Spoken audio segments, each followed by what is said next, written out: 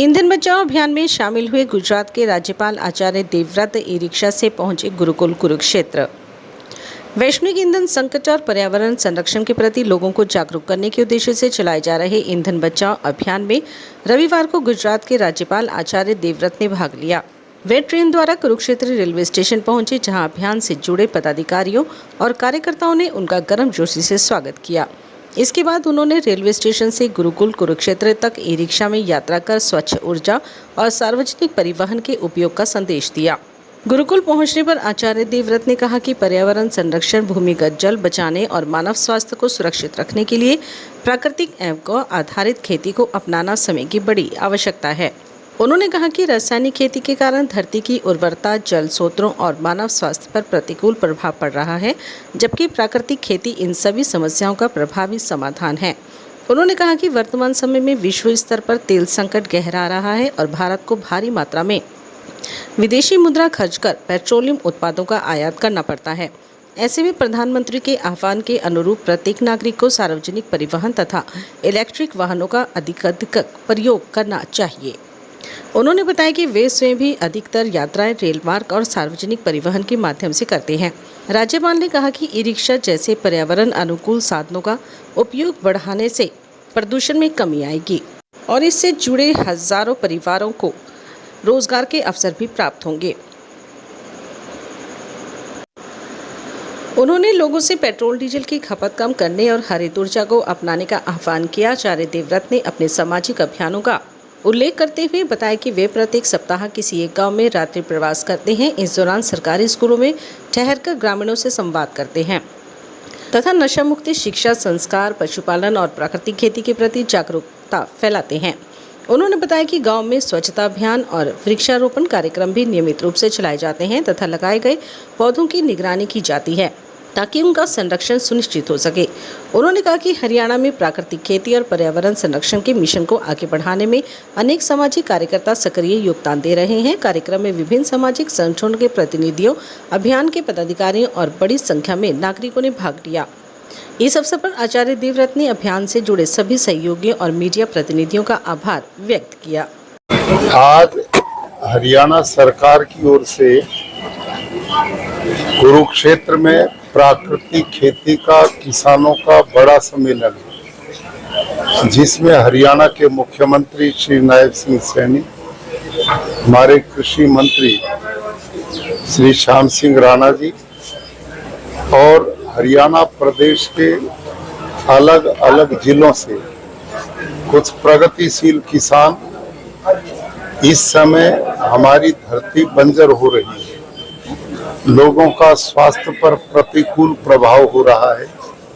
किसान इतना urea, DAP, कीटनाशक का प्रयोग कर रहे हैं, तो भारत के माननीय प्रधानमंत्री श्रीमान नरेंद्र मोदी जी, जिन्होंने प्राकृतिक खेती को पिछले वर्ष राष्ट्रीय प्राकृतिक कृषि मिशन बनाया, उसके अंतर्गत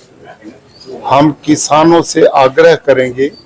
कि आने वाली पीढ़ियों के स्वास्थ्य को बचाने के लिए, पर्यावरण को बचाने के लिए वो प्राकृतिक खेती की ओर लौटें, गौ आधारित खेती की ओर लौटें, जिससे हमारा भूमिगत पानी भी बच सके, पर्यावरण और लोगों का स्वास्थ्य भी बच सके और धरती माता का भी स्वास्थ्य बच सके। इसी कार्यक्रम में मैं सम्मिलित होने के लिए आया हूँ और जैसा आप जानते हैं, पिछली बार भी मैं आया तो इस समय जो विश्व स्तर पर तेल का संकट गहराया हुआ है और भारत को भी विदेशी मुद्रा में वो तेल खरीदना पड़ता है, तो प्रधानमंत्री जी का आह्वान था कि हम सार्वजनिक वाहनों का प्रयोग करें, व्यक्तिगत वाहनों से बचें और इलेक्ट्रिकल वाहन का ही प्रयोग करें।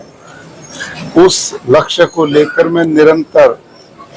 यात्रा जो कर रहा हूँ, रेल मार्ग से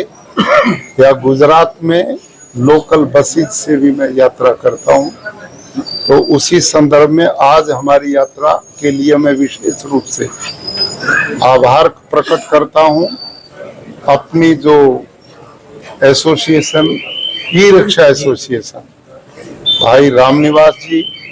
और उनके जो साथी हमारे कुलदीप जी और उनकी पूरी टीम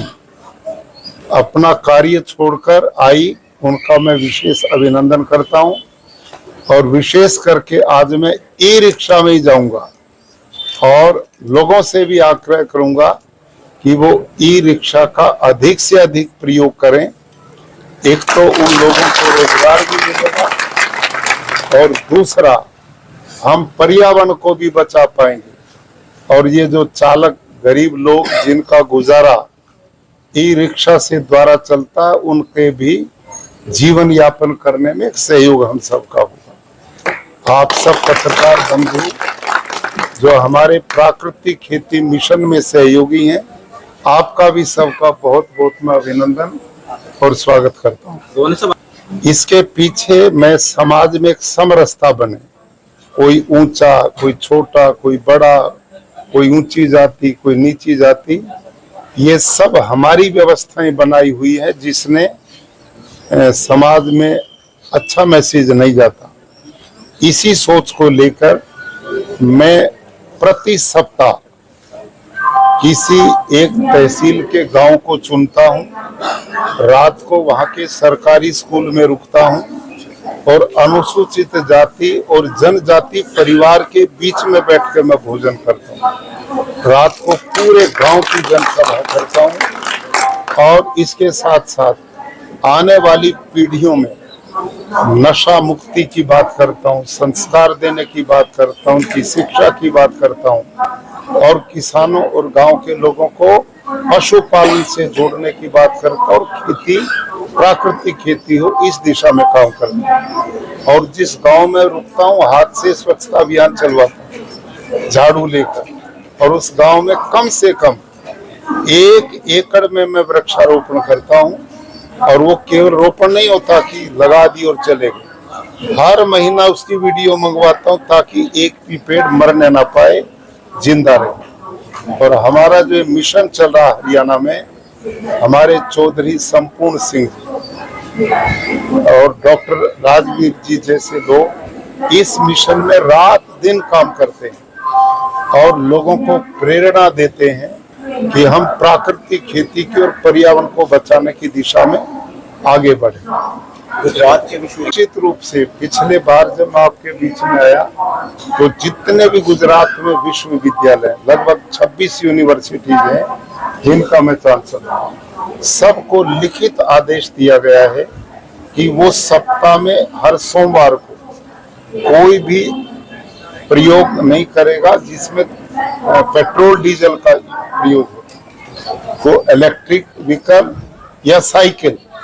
इस दिशा में वह खूब अच्छा लोगों ने सहयोग किया। ठीक है, बिल्कुल रेल मार्ग से मैं जयपुर, मेरा 12 तारीख को कार्यक्रम है, वहाँ के भी मुख्यमंत्री माननीय भजन लाल जी ने आमंत्रित किया है और वहाँ भी पूरे प्रदेश स्तर का प्राकृतिक खेती सम्मेलन होगा जयपुर में। तो मैं आपके इसी स्टेशन से बैठ के जयपुर तक ट्रेन में जाऊंगा और वहां से ऐसे ही मेरी यात्रा लगातार ट्रेन के द्वारा ही चलेगी।